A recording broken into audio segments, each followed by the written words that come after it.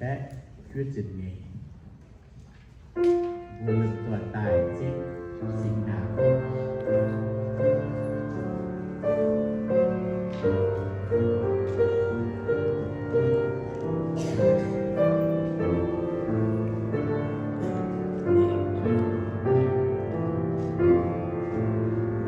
Hãy subscribe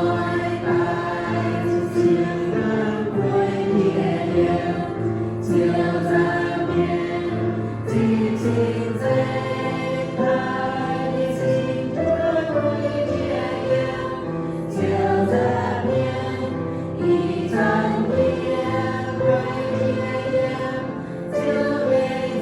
Mì Gõ để không bỏ lỡ